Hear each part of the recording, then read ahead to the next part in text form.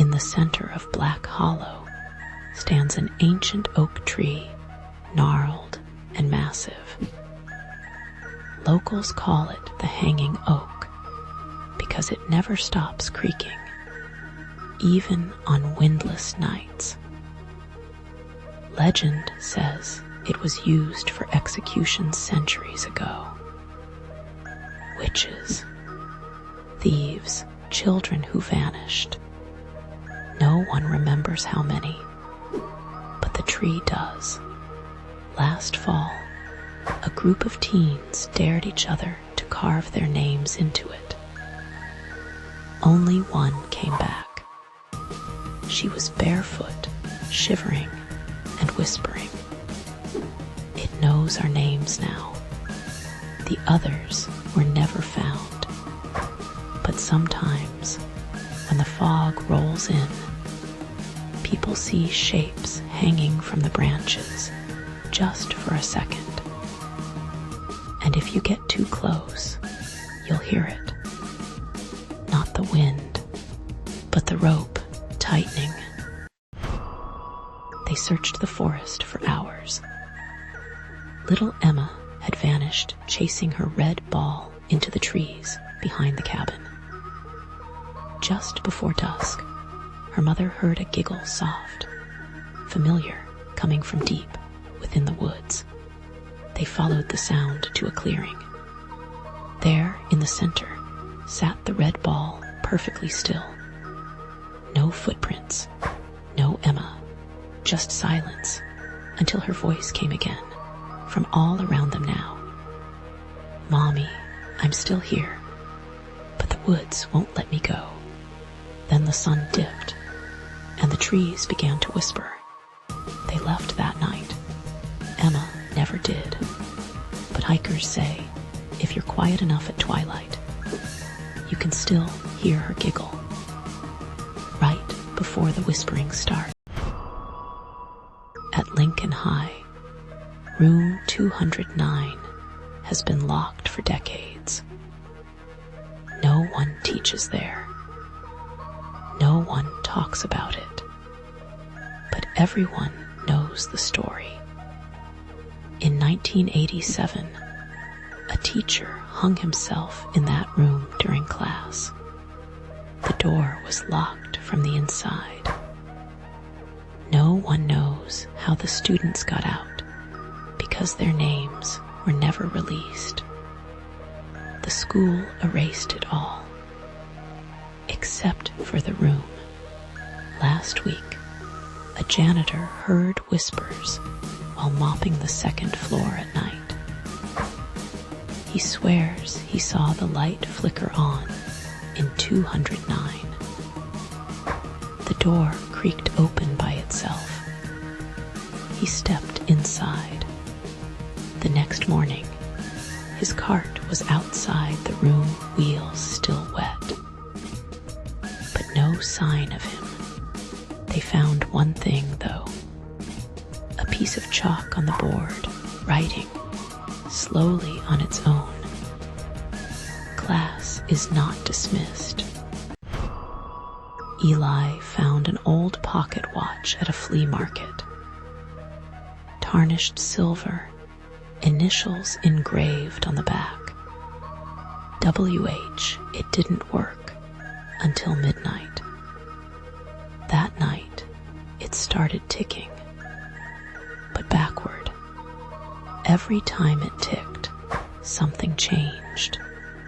Shadows shifted. Voices whispered from empty rooms, and Eli began to forget things like his sister's name or what year it was.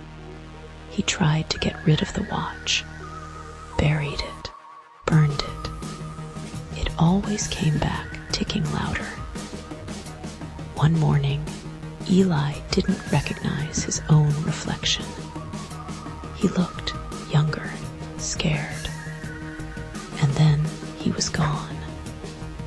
All they found was the watch on his pillow, still ticking, still counting back, waiting for its next owner. In a quiet village nestled by the woods, parents warned their children, if you see a lantern flickering where it shouldn't be, run.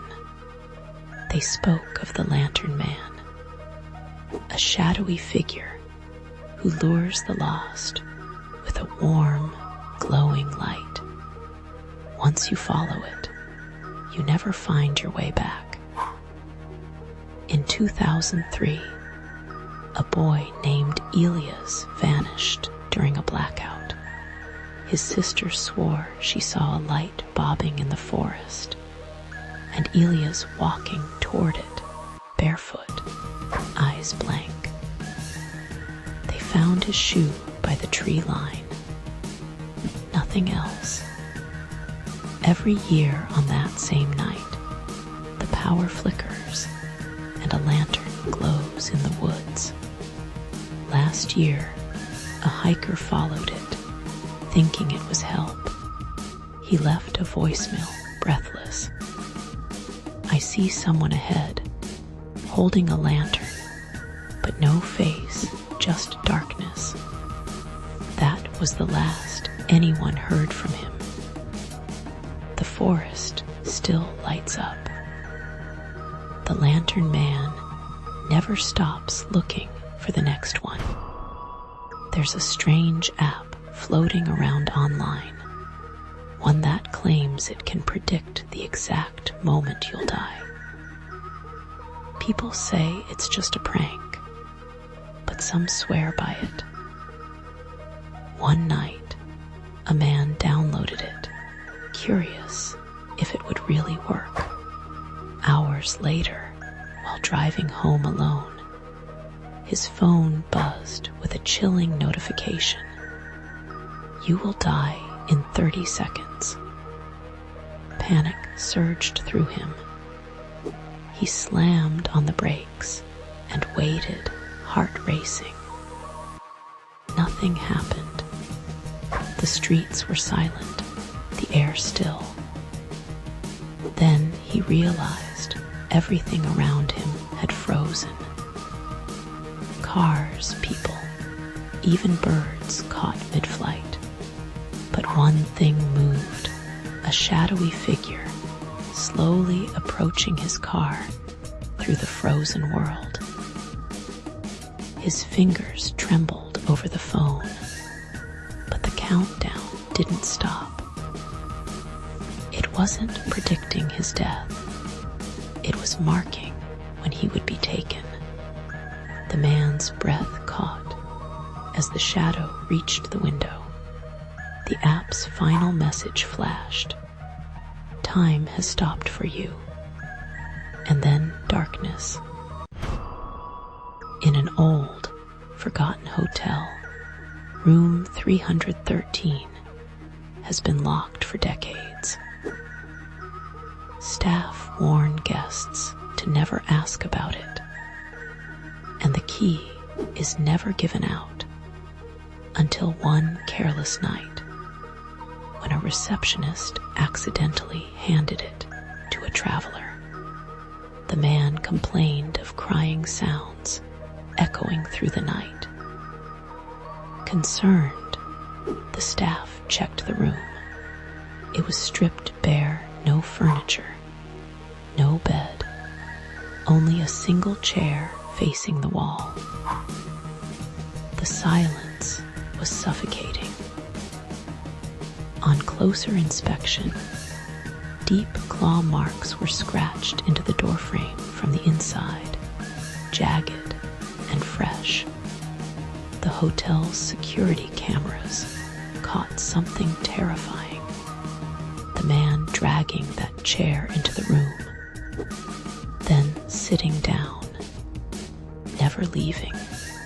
Days later, the traveler was gone. No one ever saw him again. Whispers say the room feeds on those who enter, trapping their souls forever in its emptiness. And sometimes, if you listen closely in the hallway, you can still hear quiet sobbing coming from behind that locked door. It was a quiet, moonless night when a man saw something strange lying in the middle of the road. A porcelain doll, broken but eerily intact. He swerved hard to avoid hitting it and moved it to the grassy roadside. Shaken, he continued driving, but every time he glanced in the rearview mirror, the doll seemed closer.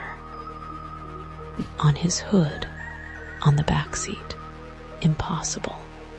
When he finally arrived home, his wife answered his frantic call with a trembling voice. "There's a doll," she whispered, "at the foot of our bed." They had no idea how it got inside. It wasn't the same doll he'd seen in the road. It was staring, eyes gleaming with something sinister. That night, the man realized some things don't just follow you home. They come inside. At a noisy sleepover, a teenage girl decided to hide her phone in the closet to secretly record her friends for a prank. Hours later, when everyone had gone home, she checked her phone and found a voicemail she had never heard before. It was 2 minutes of ragged breathing, soft scratching sounds, and a whisper that sent chills down her spine. "You were right to fear the dark." She knew no one else had touched her phone. Even worse, when she checked the timestamp, the voicemail was recorded before the party had even started. Fear gripped her as she realized she wasn't alone that night. The closet door creaked slowly open, revealing nothing but darkness. She never opened it again. One evening, a woman stood brushing her teeth when she noticed something was wrong. Her reflection didn't move. It just stared back, unmoving, with a slow, eerie smile creeping across its face. Heart pounding, she covered every mirror in the house. But as night fell, the sound of glass cracking echoed from the other room. She dared to peek, and there, stepping through a broken mirror frame, was her reflection, but darker, colder, with empty eyes. It whispered, "Your turn," before the house plunged into silence. The mirrors shattered all at once, leaving nothing behind but darkness and a feeling that something else was now free.